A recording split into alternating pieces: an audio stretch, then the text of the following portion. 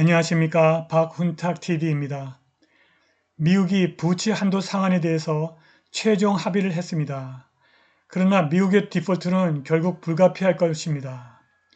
미국의 유권자들이 언젠가 조만간 멀지 않아 부채 상환액 증가에 대해서 인어프라고 말하고 부채 상환을 포기하게 될 것입니다. 그것은 미국의 디폴트를 의미합니다. 방송 전에 한 말씀 드리겠습니다. 여러분들 잘 아시다시피 제가 해임 취소 행정소송 진행하고 있습니다. 광주가 제기한 터무니없는 손해배상 청구 소송도 준비하고 있습니다. 제가 매우 어렵습니다. 여기 후원 계좌 있습니다. 자율 구독료 부탁드리겠습니다.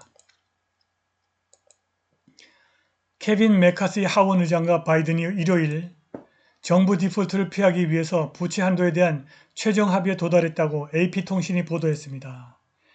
이 협상은 공화당의 실패입니다. 8만 7천 명의 국세청 요원에게 지원하기로 한 800억 달러 중 겨우 19억 달러만 삭감했는데 부채 한도는 무려 4조 달러로 늘어났습니다. 수년 안에 미국은 연방 부채 이자를 감당할 수 없게 되어 디폴트를 하게 됩니다. 2002년 딕 체니 부통령이 레이건이 적자가 중요하지 않다는 것을 증명했다면서 더 많은 연방 지출과 감세를 추진했습니다. 부시 행정부는 메디케어 확장을 지원했고 이라크와 아프가니스탄에서 무의미한 전쟁에 수억 달러를 집어넣는 엄청난 양의 새로운 지출을 추진했습니다. 국가부채가 부시의 8년 동안 70% 증가했지만 공화당이든 민주당이든 워싱턴의 누구도 진정으로 신경 쓰지 않았습니다. 2003년 이후 경제는 성장하는 것처럼 보였고 2008년 금융위기가 닥친 후 정말 중요한 것은 세계 경제를 구하기 위해서 월가를 살리는 것이었습니다. 사실 지난 30년 동안 막대한 부채를 늘리는 것이 문제가 될 것이라는 주장은 옳았지만 그 문제가 당장 급한 것은 아님이 입증되었습니다. 2000년부터 2019년에 총 부채가 5조 6천억 달러에서 22조 5천억 달러로 폭발적으로 증가했으나 글로벌 생산성 증가, 새로운 글로벌 노동력, 미국 국채에 대한 무한한 글로벌 수요 덕분에 미국은 급증한 부채를 관리하고 유지할 수 있었습니다. 그러나 상황은 변하고 있고 앞으로 5년 안에 미국은 달러에 대한 수요 감소, 인플레이션 등 때문에 막대한 부채가 어떻게 그리고 왜 문제가 되는지 알게 될 것입니다. 미국의 국가부채는 이제 2023년에 32조 달러를 초과할 것으로 예상됩니다. 이는 2020년 1월 이후 거의 10조 달러 증가한 것입니다. 그중 거의 8조 달러가 2020년과 2021년에 발생했습니다. 2019년 이후 미국 정부가 새로운 부채를 떠맡는 비율은 이미 충격적인 적자 지출 비율을 넘어서 상당히 가속화되었습니다.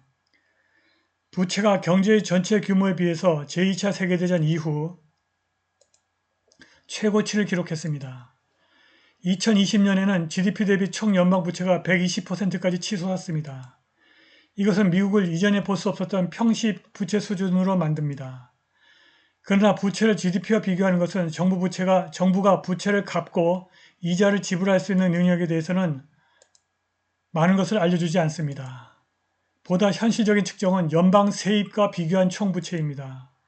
이 측정에 따르면 연방 부채가 이제 연간 연방 수입 규모의 무려 6배 이상입니다. 부채의 규모 그 자체는 별 문제가 되지 않습니다. 막대한 부채는 정부가 부채에 대한 이자를 지불할 수 있는 한 무한정 유지될 수 있습니다.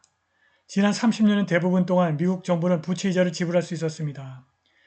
미국이 막대한 연간 적자를 기록하고 수조 달러의 새로운 부채를 일으켰지만 부채에 대한 이자 지불은 현저하게 안정적이었고 이자가 통제 불능 수준으로 상승하지 않았습니다. 이는 지난 35년 동안 대부분의 기간 동안 이자율이 계속해서 하락 추세를 보였기 때문에 가능했습니다. 보시다시피 이렇게 계속 연방 부채는 증가했으나 이자율은 계속 하락했습니다. 그러다가 최근에 이렇게 갑자기 급증하고 있습니다.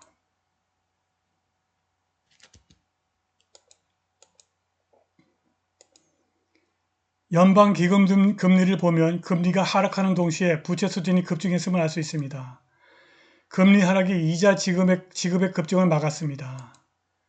1990년대 대부분 동안 미국은 냉전이 종식되면서 세계 경제를 지배하게 되었습니다. 이로 인해 전 세계적으로 달러에 대한 수요가 훨씬 더 커졌고 모든 달러 보유자들은 미국 정부 부채를 매입하는 데 많은 달러를 투입했습니다.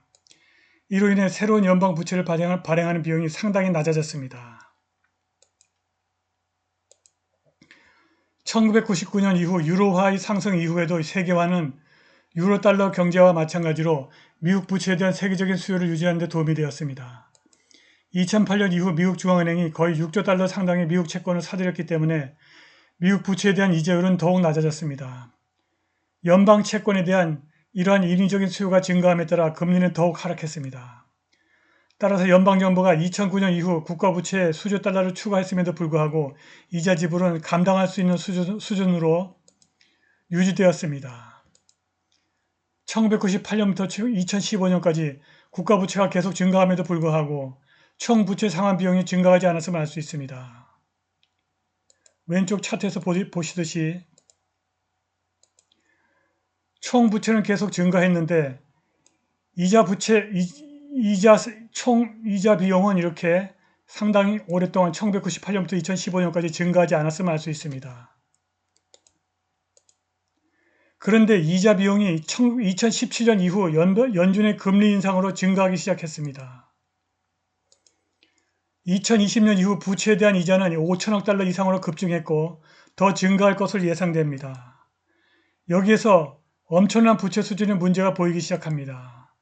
막대한 부채로 인해서 총부채 상환액이 금리 변동에 훨씬 더 민감해집니다. 2017년에 국가부채가 단지 9조 달러에 불과했을 때 연방기금금리가 5% 이상으로 올라도 지급해야 할 이자가 급증하지 않았습니다. 그런데 10년이 지난 후 부채 수준이 30조 달러에 달하면서 연방기금금리가 비슷한 수준으로 상승하게 되면 부채 상환액이 훨씬 더 많이 증가하게 됩니다. 실질적으로 이것은 막대한 부채 수준을 가진 정부가 상당한 이자를 감당할 수 없다는 것을 의미합니다.